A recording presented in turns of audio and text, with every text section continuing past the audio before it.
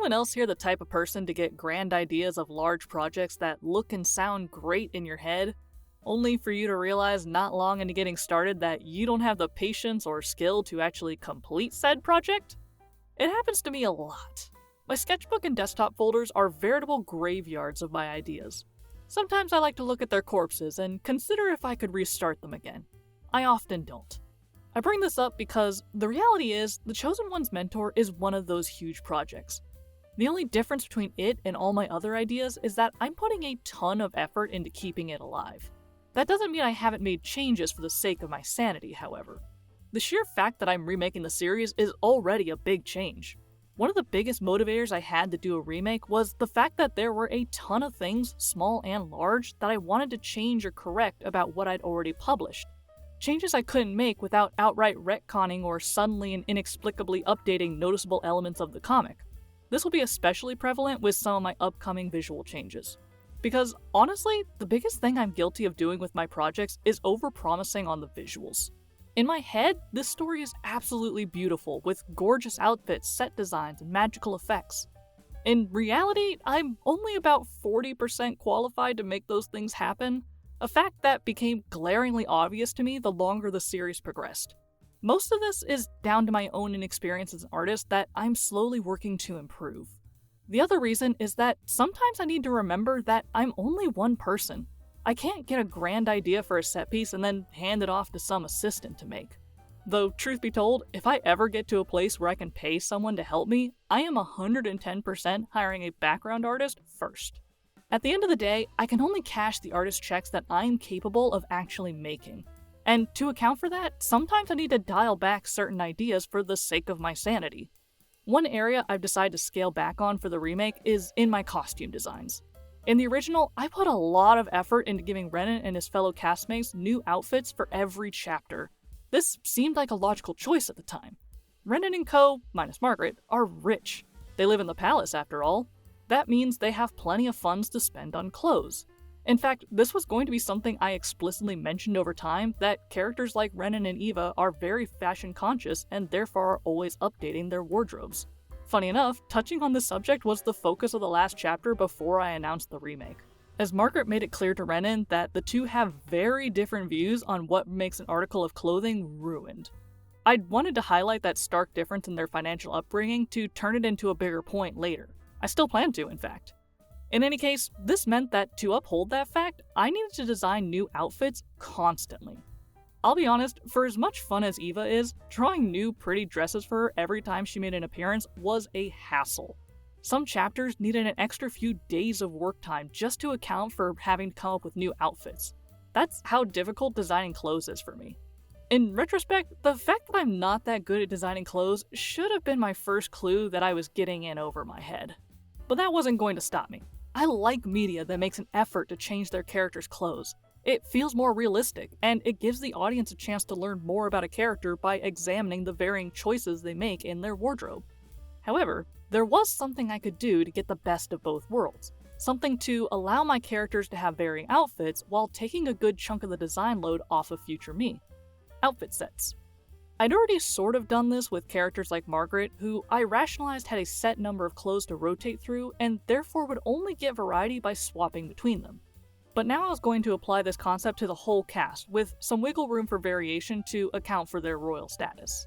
This week, I turned my attention to Rennen and narrowed down a general aesthetic for him that I intend to play around with for the upcoming remake. Take a look. I had a large pool of outfits to draw on from all my previous chapters, so coming up with Rennen's outfit set wasn't difficult.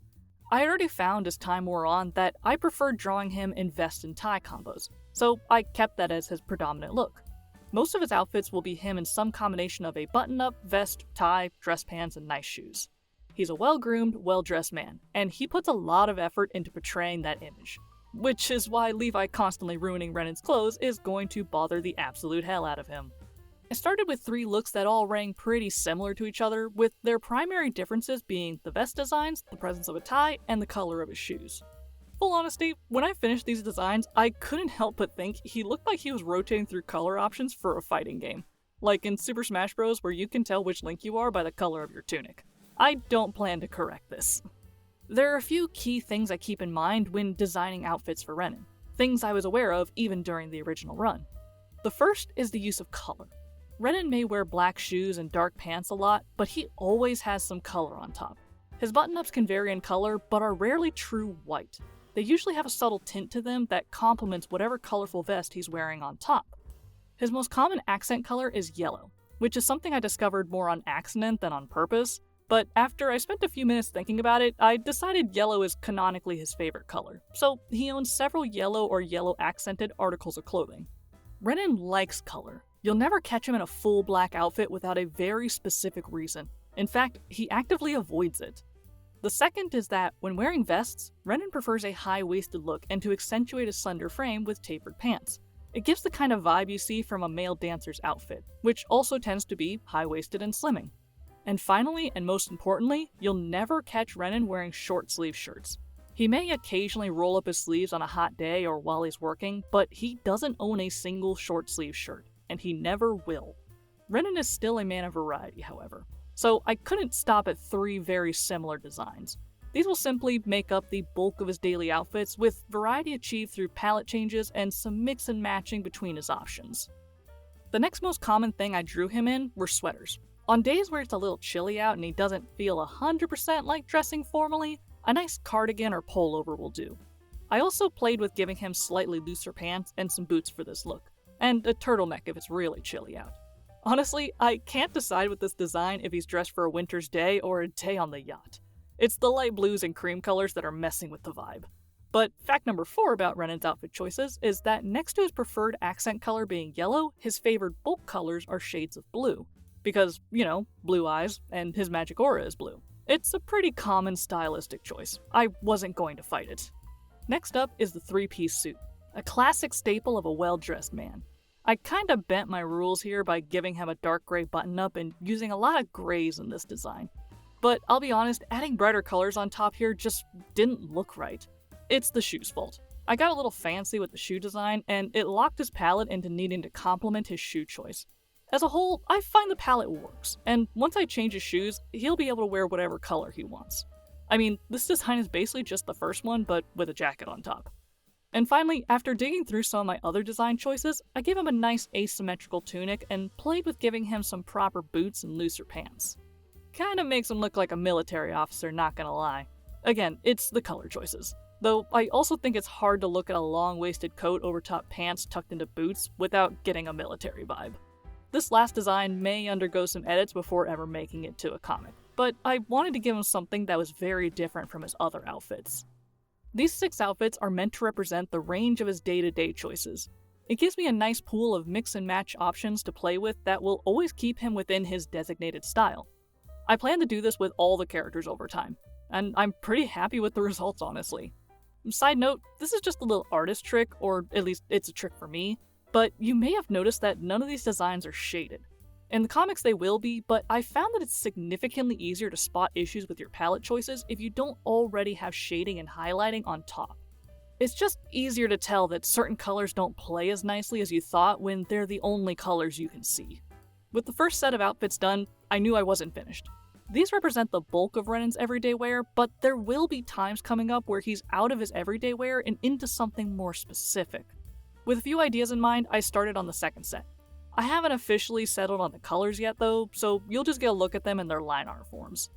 The first outfit is a formal meeting design, something he might wear when attending meetings or events that require him to dress up a bit as a member of the royal palace, but not have to go all out. I feel like I want to design a handful more of these, because like with the outfit that gives a soldier vibe, I'm not 100% sold on it yet. Outfits 2 and 3 are for when he's alone in his room. The first is his pajamas, and the second is something he'd wear in preparation for or right after a nice bubble bath and pampering session. He's rich. His life, especially post-Chosen One being born, is a little stressful, so he enjoys the occasional spa day, which is a fun fact I intend to play up a little more in the remake. The fourth one I'm particularly fond of. I've been wrestling with the design for Rennen's King Sorcerer uniform pretty much from the first day I made him. This is the first time I feel like I've made something that makes me go, oh yeah, that's the look. This is what he wears when he leaves the palace to conduct business as the King Sorcerer. The fifth outfit is something he would wear to a party. This is him all dolled up to look good and make a good impression. Side note, but you have no idea how long I've been practicing in the background to perfect Rennen's slicked back hair look. And finally, I made him a proper outfit for those days when he leaves the palace to go shopping in the city on a cold winter day. Doesn't he look cozy? On a personal note, I'm really happy with the line art I achieved with these designs. Subtly emphasizing his outline with thicker lines really makes things pop. It's a technique I plan to use in the comic. I still think I have a few more outfit designs for Rennen in me. Mostly variants on formal attire. Maybe I'll preview those next week alongside any other character outfit sets I make. Maybe I'll move on to my next topic and leave the designs to my background work. I'll see how next week goes. Stay tuned. Time to wrap things up with the painting of the week. It was round 2 for the dagger brush this week. After having a lot of fun with last week's painting, making beautiful, thin, wavy lines, I decided to push myself by trying all the various ways this versatile brush can be used. I'll be honest, I struggled to come up with a solid idea for this piece that didn't require that I bust out some other brushes. For as fun and rewarding as it's been to limit myself to a single brush type all these weeks, now that I've been getting a better idea how to use each brush, I'm itching to do pieces that allow me to swap between them. But I'm being patient for the sake of my learning. Eventually, I settled on the idea that I just take some paint and have at it on the canvas. No plans, just squiggles. After all, this brush has multiple uses and types of strokes it can make, and I wanted to experiment with all of them. That was a good idea, because as I was starting out, I definitely felt like I did not have nearly as much of a grasp on how to use the dagger brush for anything other than thin lines. Most of what I started with was very awkward and didn't accomplish what I'd hoped for. It was certainly looking nothing like the beautiful strokes painters on the internet were getting. Fast forward like 15 minutes of me pouring out various paints, dipping my brush and slapping it against the canvas, and this is where I'd gotten. At this point in the project, I had become focused on simply covering the canvas, since I didn't lay down a base layer of paint like I usually do with other pieces. Once I'd achieved that, I felt like it needed a lot more. It was just a messy blob of reds and oranges right now, and I still didn't feel comfortable with the other sides of the brush yet. So I kept going. Fast forward another 30 minutes or so, and here's where it ended. I'll be perfectly honest, there was a point about halfway through the process where I thought it was looking pretty good.